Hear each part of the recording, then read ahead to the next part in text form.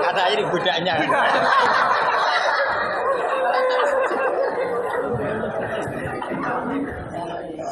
Ini yang jelas ini hari ini benar-benar kacau. Kacau sekacau-kacaunya ini. Ustadznya bingung, santrinya sudah bingung, sombong lagi.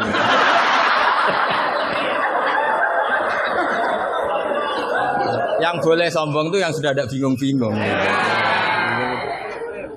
Tapi agak apa-apa, saya maafkan ya. Memang itu satu-satunya cara dia untuk menang gitu. Ya. Saya jawab tadi yang dari Ustadz apa Asrar. Itu yang penuh misteri mana Asrar.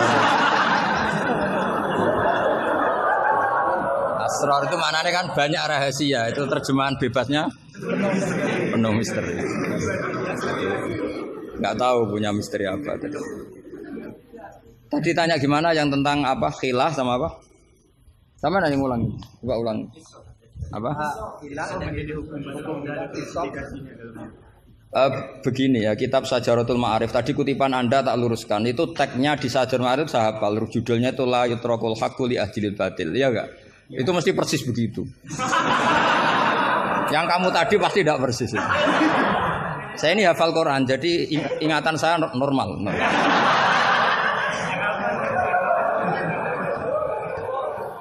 Terus berhalanya namanya apa? Saya ingat kalau berhala yang di Sofa dan Marwah, Isaf dan Nailah. Kamu enggak ingat? Enggak ingat apa dah? Gitu kok jadi guru.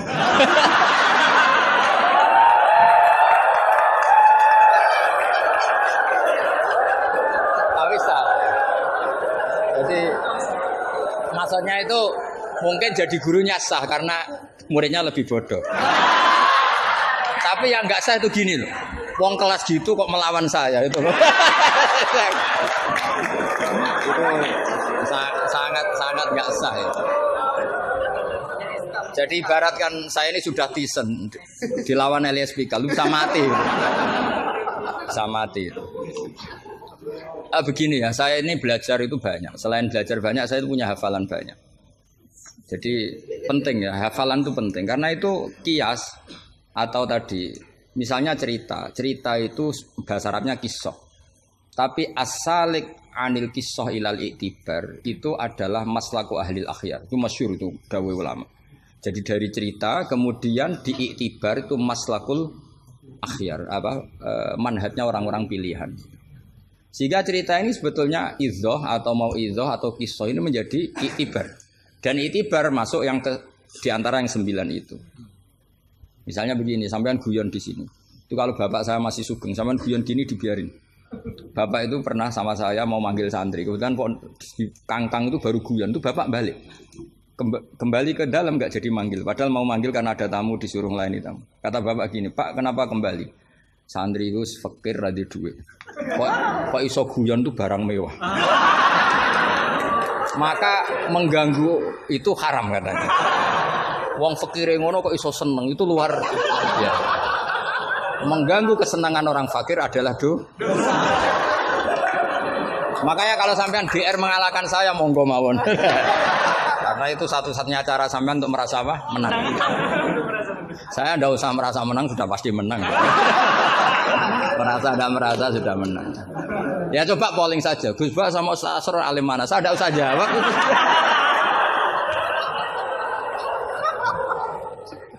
Saya tidak usah jawab pasti menang saya. Bukan saya yang memenangkan, ya memang menang, memang. Buktinya gampang kan? Sampean ngundang saya apa ngundang Ustaz Asrar?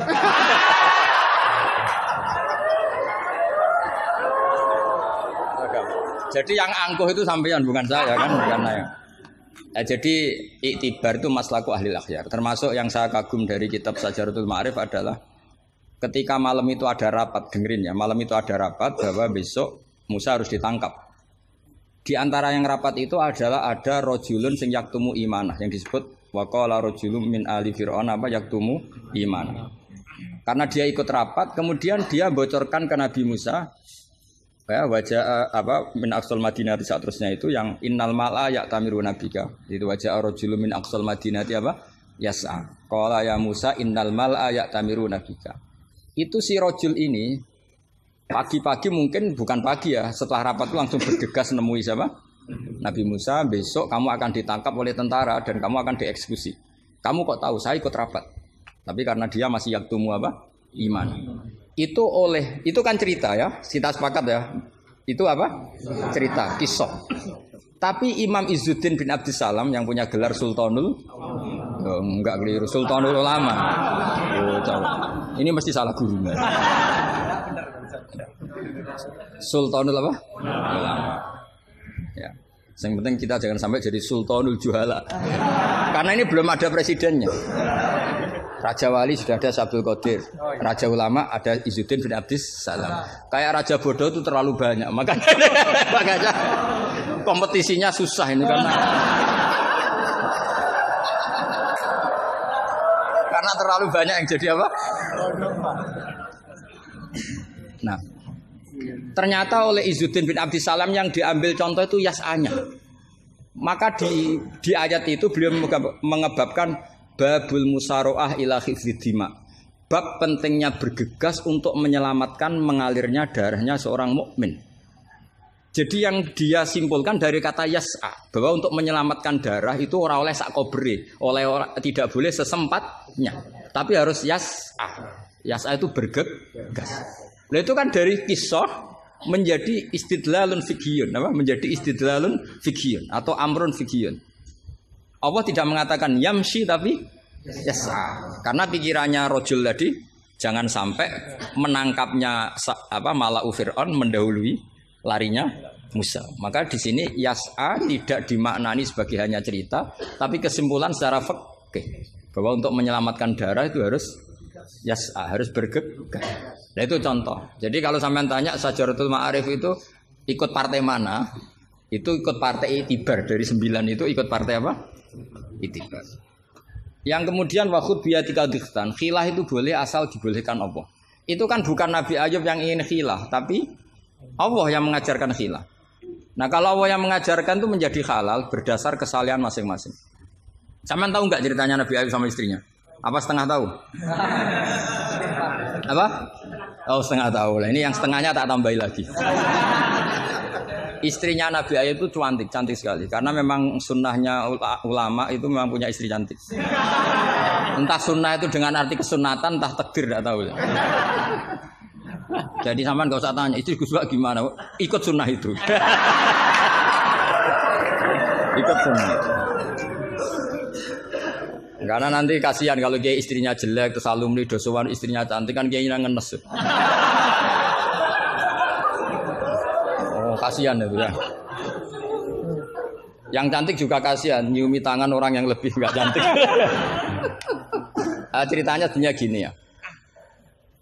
Dari kejauhan, ya saya ulang lagi dari kejauhan, itu istrinya Ayub ini ngomong-ngomong sama lelaki ganteng, padahal itu aslinya Jibril.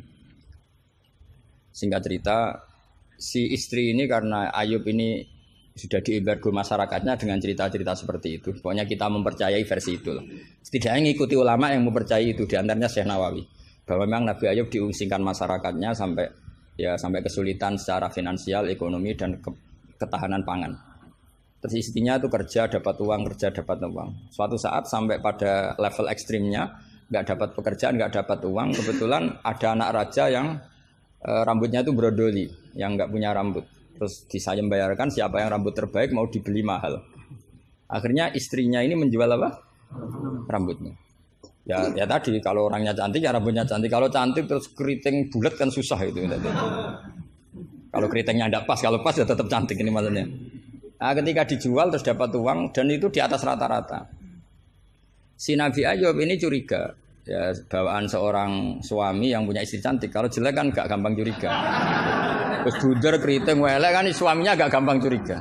Kok dapat uang banyak ini dari mana? Singkat cerita dengan tanda kutip kesalahpahaman ini menjadikan beliau agak latah bersumpah. La adriban naki mi'ata sautin, kamu akan saya pukul mi'ata sautin. Akhirnya Allah ini kan yang Ayub ya orang soleh, cemburu itu sah karena seorang lelaki, seorang suami. Pilihan-pilihan istrinya juga sah. Allah tidak ingin orang solihah seperti istrinya Ayub dapat hukuman yang tidak menutupinya. Tapi Allah juga gak ingin hamba yang soleh Ayub ini melanggar sumpahnya. Jadi Allah sendiri yang coro gampangannya memikirkan cara keluar dari sumpah itu. Paham ya? Dan istrinya tidak tersakiti oleh 100 cambuan. Ya 100. Akhirnya Allah bilang gini, ya sudah, kamu pakai lidi 100 saja, cambukkan sekali, anggap saja sudah 100. Itu disebut wakhud biadika dikhtam fadrib bihi wala tahnas. Jadi kata 100 tetap 100, tapi si solihah tadi nggak perlu kesakitan dengan 100 pukulan. Tapi ini yang milih biar Allah, tidak kamu. Kalau kamu yang ngelah pasti kriminal. Jadi ayat itu jelas, wakhud itu khitabun minallah li Ayub, bukan Ayub yang mengkhilah. Makanya ada ayat wa makaru wa makarallah wa huwa khairul makirin. Itu kan seperti Nabi Ibrahim. Nabi Ibrahim itu hanya Allah yang bisa mengilhami seperti itu. Ada raja yang maniak perempuan itu sampai ngirim beberapa mata-mata, kalau ada perempuan cantik melintas di daerahnya pasti ditangkap, mau disuguhkan ke rajanya. Suatu saat yang lewat ini Ibrahim dan Sarah, itu cantik sekali. Jadi ini sudah contoh dua, istrinya Ayub ya cantik, istrinya Ibrahim ya cantik. Karena yang cantik sudah jadi istrinya para nabi, mungkin kamu ini yang nggak tahu saya kebagian apa enggak itu. Kalaupun cantik pasti nggak setingkat siapa? Sarah. Sarah itu cantik sekali. Singkat cerita ditangkap. Kemudian Sarah ini mau diperistri oleh raja. Ketika Ibrahim tanya, perempuan ini hubungannya dengan kamu apa? Nabi Ibrahim pinter, karena raja ini maniak perempuan. Kalau dijawab suami pasti dibunuh, karena suami itu problem. Ya bagi raja yang maniak perempuan ini kan suami itu problem. Tapi kalau saya jawab ukhti, ipar pasti dihormati. Karena kalau dijawab ukhti kan, oh iparnya orang cantik. Kayak Kangkang yang punya adik cantik pasti dihormati ustadznya. Wah itu pasti. Sampean goblok lah punya adik cantik terus ustadz kamu tahu itu aman tak jamin. Karena ustadz potongan gini tuh pasti dah ikhlas tak jamin.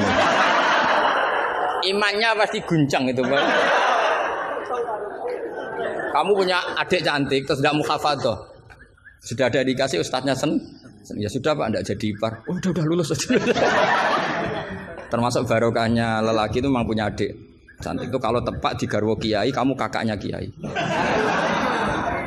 Banyak orang awam tahu-tahu mertuanya kiai. Barokahnya apa? Punya anak cantik itu memang berkah. Maka Ibrahim pinter, beliau jawab ukhti, ini saudara saya. Sehingga dengan demikian beliau akan dihormati sebagai ipar. Tapi kalau bilang suami kan problem, pasti dibunuh. Sampai Sarah ini marah-marah, Ibrahim ditarik ke kamar, kamu itu nabi kok bohong. Jadi Sarah itu unik, kecewa dia punya kamu itu nabi kok punya, ya nabi suami kok. Kalau suami bohong biasa, ini suami ya nabi. Nah ini kan potongan-potongan biasa bohong. Tapi ini kan ya suami ya nabi. Kamu itu suami nabi kok bohong. Ya kalau nabi kan nggak mungkin bohong. Tapi kalau suami tok kayak sampean-sampean ini kan, wah mesti bodoh. Bar ngopi di perempuan cantik kok di ngopi, nang di, yo ngopi wae. Karena kalau menyebut warung kopinya pasti apa? Masalah. Makanya kalau dijawab ngopi ning di, kalau istrinya apa yang jaga cantik di umatnya Rasulullah. Karena sekali disebut masalah. Itu akhirnya Nabi Ibrahim jawab, tidak ada di muka bumi ini orang muslim dan muslimah kecuali kamu dan saya. Maka fa'anti ukhti fil Islam. Kamu itu saudara saya dalam Islam. Terus oleh balaghah disebut itu tauriyah apa? Tauriyah itu kata yang tidak bohong tapi lafaz ini muhtamil. Lafaz ini mirip-mirip muhtamil. Jadi sebenarnya saya mengatakan sampean goblok itu goblok dalam hal maksiat. Itu kan keren. Sampean saja yang sudah tersinggung, wong darani goblok itu salah sampean. Padahal saya punya siapkan kalau ditanya Allah, hak mosok santri batal darani goblok. Goblok enggak tahu caranya korupsi, Gusti. Jadi itu sebetulnya kalimatun madkhin. Tapi kamu yang keburu suudzon sama saya, kamu anggap itu kalimat apa? Damin. Itu resiko ilmu cekak itu. Sebetulnya di balaghah itu ada tauriyah apa? Ya Mas pernah belajar tuh itu. Jadi tetap saja kisah-kisah ini melahirkan satu pelajaran. Karena kita tetap bisa menyimpulkan tadi. zaman berhala itu ada di Safa dan Marwah, berarti ada batil. Orang Islam tetap disuruh sa'i. Berarti la yutrakul haqqu li ajlil batil. Kemudian yang jenengan tadi tanya apa? Saman pernah baca kitab itu? Khatam? Oleh menindak kok fasih. Benar-benar jujur. Benar-benar jujur. Yang tentang itu saja. Ya, yang enggak yang tentang qadhiyah itu paham. Redaksinya apa bahasa Arabnya? Wa yalzamu alal ami at-tamadzub. Terus bimadzhabin. Kitab itu yang termasuk mengkaji detail itu saya. Saya termasuk saking seringnya mengkaji itu pernah diberi hak keluarganya Basim di kamar Basim yang dipakai ngarang kitab itu dan di kursi yang dipakai Basim ngarang kitab itu. Jadi sudah jauh sekali ini kelasnya. Jadi saya gara-gara neliti kitab itu pernah diberi hak di kamar Basim di kursi yang pernah dipakai Basim. Pas itu yang memberi hak saya masuk itu Gus Fahmi sama Gus Hakim. Gus Hakim itu cucu Basim dari Mbah Mak Somali yang ngarang apa? Jadi Basim punya putri namanya Khairiyah. Khairiyah ini suaminya siapa? Yang di istri siapa? Mbah Mak Somali yang ngarang Sorof. Khairiyah punya putri namanya Abidah. Lah Abidah ini yang punya anak namanya siapa? Gus Hakim. Yang panggilannya Gus Kiki sama Gus Fahmi. Saya diberi hak di kamar beliau di kursi yang dipakai beliau. Jadi saya kemarin di Mbah Hamid juga gitu, di Kiai Idris di kamar Mbah Hamid Pasuruan di kursi yang dipakai Mbah Hamid. Karena kalau itu memang sebabnya nasab karena Mbah Hamid sepupu dengan Mbah saya kan sama-sama dari Lasem apa? Jadi kalau kamu belajar mengutip, saya ini tidak sekedar mengutip sampai wanak tubuh makodamu apa? Wasarohum itu. Jadi begini loh ya logikanya, kamu jangan terlalu kumo luhur bakas ikhtisan kok kayak wong alim gaya kamu itu sudah kacau-kacau gimana ya?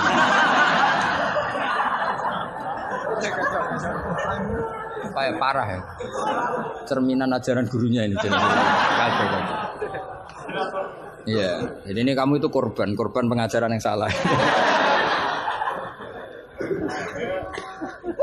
Dan kamu bahasanya juga salah. Menurut NU pegangan itu 4 itu tidak menurut NU, menurut ahli sunnah wal jamaah. Jadi begini ya, kias itu kan sebetulnya hanya bahasa saja. Sebetulnya ya istihsan juga kias. Sebenarnya kalau kita karena ketika seseorang itu menomorsatukan Quran dan hadis, pasti istihsan ini juga tidak keluar dari Quran hadis. Ketika kamu katakan kias, itu juga tidak keluar dari Quran hadis. Maka pertanyaannya, menurut Dawud Az-Zahiri, sebetulnya kias itu ada apa enggak? Ya bisa saja enggak ada. Misalnya begini, sama tak beda aja ilmu yang paling gampang. Yang kamu pahami kias itu ada berapa? Aulawi, terus Musawi sama Adna. Yang gampang-gampang saja, yang masih amatiran saja. Kalau di usul fikih istilahnya apa? Lahnal khitab, fahwal khitab. Ngono kok lali yo ya. Aku sing wis tokoh nasional ilingan. Harusnya lupa itu saya pantasnya karena sibuk. Harusnya yang pantas lupa itu saya karena sibuk. Kalau soal Surya memang saya tidak minta. Jadi itu anugerah sudah, anugerah khidmah. Saya juga sampai sekarang nggak merasa Roh Surya biasa aja. Karena ya apa ya, kalau keluarga Quran tuh beda. Saya ini kan dari keluarga Quran, bapak saya hafal, bapak saya hafal, sehingga apa ya bangganya itu sudah dengan khidmah Quran. Jadi sampai hormatin ndak itu ndak ngefek sudah. Biasa munajat kenal Allah, kenal makhluk biasa.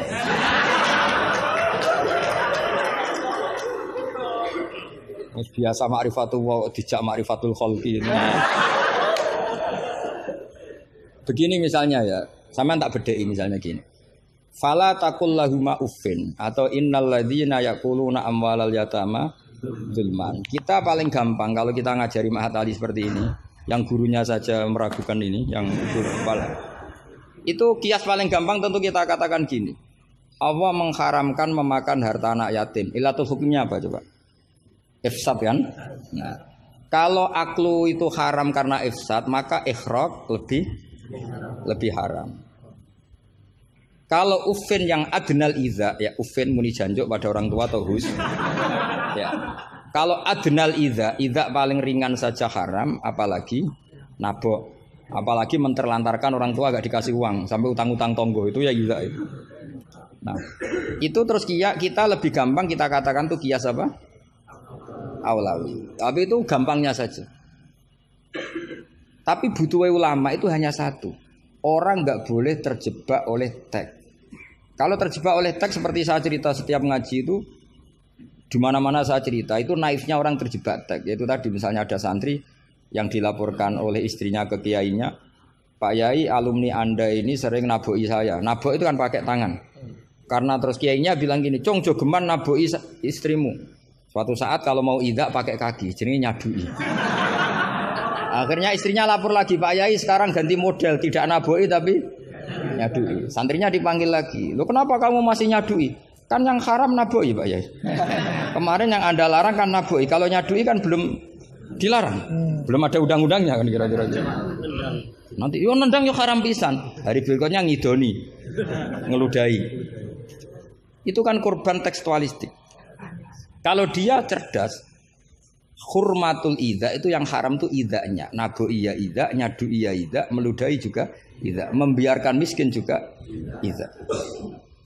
Nah, seperti itu sebetulnya andaikan kita dzauqus salim, sebetulnya enggak perlu itu kita katakan kias apa enggak. Zaman sahabat juga enggak kenal kias, tapi tahu kalau maknanya pasti seperti itu. Pasti maknanya seperti itu. Misalnya kamu ada tamu, jangan suguhi air panas, kasihan. Terus kamu suguhi adem tapi peceren. Sementing enggak air panas. Itu kan santri gila. Jadi sebetulnya dengan atau tanpa istilah kias maupun istihsan, itu adzauqus salim itu pasti tahu. Makanya termasuk kitab yang saya kagumi itu Sarah Imriti, Fathur Rabbil Bariyah, itu kitab kecil yang nyarai apa? Imriti atau Marioto itu kalau baca Imriti tidak bisa ya Pak? Marioto itu. Itu di situ diterangkan fama fatahum illa mujarradul istilah.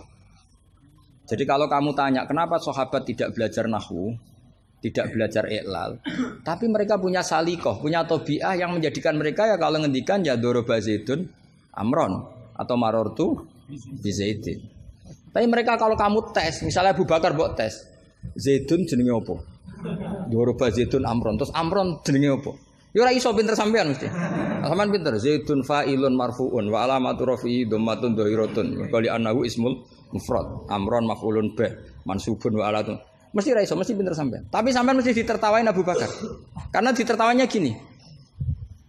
Kang, pelaku pemukul siapa? Zaidun. Berarti Zaidun jadi apa? Fa'il. Ya wis suwi agar subjek bahasa Arabe ya fa'il. Sing dipukul sapa? Amron. Jenenge apa? Maf'ul. Lah iya angger objek jenenge ya madrub. Jenenge ngono kok butuh jeneng bocah kok goblok. Mesti gitu kira-kira. Jadi sebetulnya ketika kita punya istilah yo ono naife dhewe. Wong karuan pelaku yo bahasa Arabe mesti fa'il. Wong karuan objek yo jenenge maf'ul. Lah Anda ini masih bangga dengan istilah itu. Lu iya kan? Agama ini kan mengajarkan kebaikan. Tentu sesuatu yang kebaikan itu dianggap agama. Makanya Abu Hanifah membolehkan istihsan. Nah karena beliau itu orang soleh pasti pegangannya Quran dan hadis. Artinya istihsan yang tidak keluar dari Quran hadis. Ya sama kita bahasakan itu kias, mereka bahasakan nggak ada masalah. Dan zaman sahabat nyon saya udah tahu istilah itu semua, memang nggak perlu tahu karena masih punya dzauqus salim. Makanya sahabat itu pinter sekali kan, tapi nggak perlu kamu tes. Karena kalau kamu tes juga dibuyur. Mbah Abu Bakar, ya Abu Bakrin tak takok idoroba zaitun amron, mana yang fa'il? Mesti guyu. Wong karuan sing mukul Zaid yo fa'ile yo. Zaid. Maknane fa'il itu pelaku.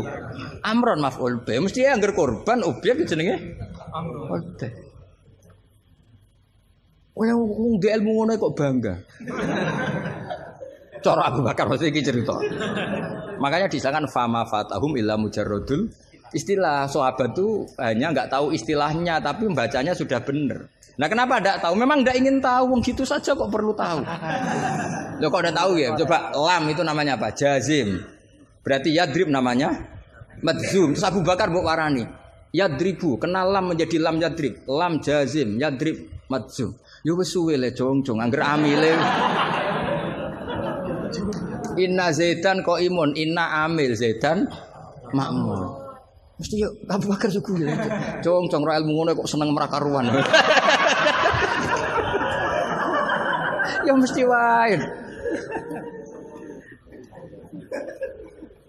Itu kan makanya dulu bahasa Arab dulu itu tidak ada kata zaujah. Kata zaujah itu bid'ah gitu. Hasanah bodolala tidak tahu, pokoknya bid'ah. Di Quran enggak ada loh bahasa zaujah. Mbak ini perlu tahu, enggak ada bahasa zaujah. Coba. Asa rabbuhu in talaqakunna ayyubdilahu azwajan. Azwajan jamaknya zaud apa jamaknya zaujah? Loh, azwajan jamaknya zaud. Azwajan jamaknya apa?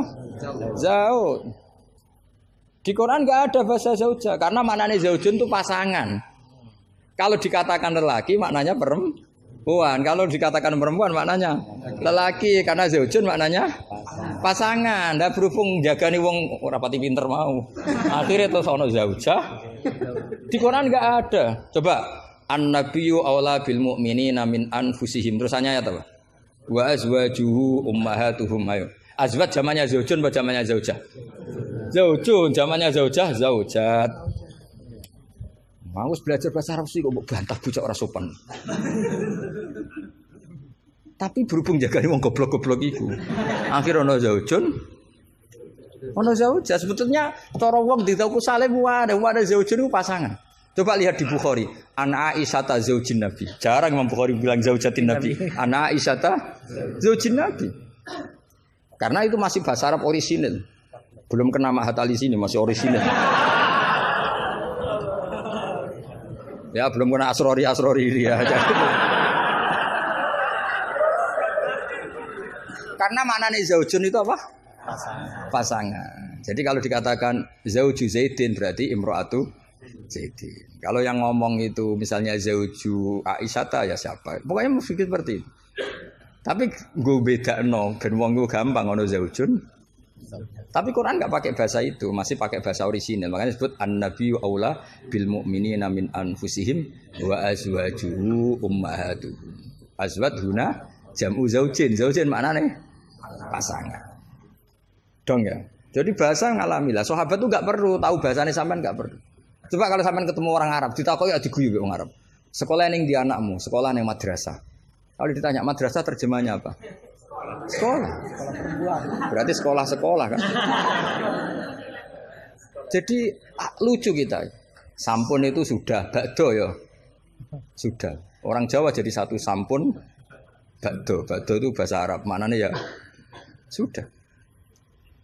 Nah, sahabat tuh tahu betul apa karena punya zaukus salat. Sehingga pernah juga ini cerita kedua dan ini terakhir, nggak boleh tanya lagi. Ketika ada seorang khotib menceritakan Allah ngendikan, "Fa rabbis samai wal ardi innahu lahaqqum mitsama annakum tantikun." Itu ada orang Arabi ngaco. "Man dzalladzi akhdabal jalil hatta alja'u ilal yamin." Ayo hafalkan Pak Asrori ben latihan hafalan apa? "Man dzalladzi akhdabal jalil hatta alja'u ilal yamin." Pak khotib, saya mau tanya, siapa yang bikin Allah murka sampai Allah dipaksa sumpah? Karena orang kalau sampai sumpah itu artinya nganggep mukhatabnya tidak percaya. Makanya di balaghah ada urutannya. Kalam itu kalau nggak ada pengingkaran nggak usah pakai taukid. Kalau ada pengingkaran pakai taukid. Kalau pengingkarannya banget pakai qasam. Termasuk pakai apa? Artinya gini, kalau Allah sudah sumpah pasti indikasi Allah sedang duka. Karena qasam hanya untuk mukhatab yang tidak percaya. Makanya ketika ada khotib baca fawarabbis sama iwal ardi innahu lahaqqum mitsama annakum tantikun. Langsung Arafi tadi tanya man dalladzi akhdubal jalil. Itu siapa Pak khotib yang bikin Allah marah sampai Allah harus sumpah. Ini namanya adzaukus. Tapi ya enggak usah kamu tes. Itu namanya apa? Faidatul khitab wa lazimul faidah. Faidah apa lazimul? Ya enggak bisa kalau zaman dulu ya enggak ada istilah itu. Istilah itu kita bikin. Jika mukhatab khaliyadhini begini. Kalau agak enggak percaya terus kamu sok pinter. Jika mukhatab ingkar maka gini. Ya memang bahasa Arabnya enggak percaya ku ingkar dul ngene kok ora roh. Tapi kamu anggap bahasa Arab itu luar biasa. Ya kan normal kan sebetulnya itu normal. Dong ya sudah ya. Ya sudah. Ya sekira mohon maaf ya muga-muga kula ya disepuro pangeran. Tapi yang jelas itu lebih salah sampean. Yang seneng kiai kok ngatur apa? Gus Bah harus datang tanggal ini jam ini. Cek keren nih ngatur. Ya, saya kira demikian. Assalamualaikum warahmatullahi wabarakatuh.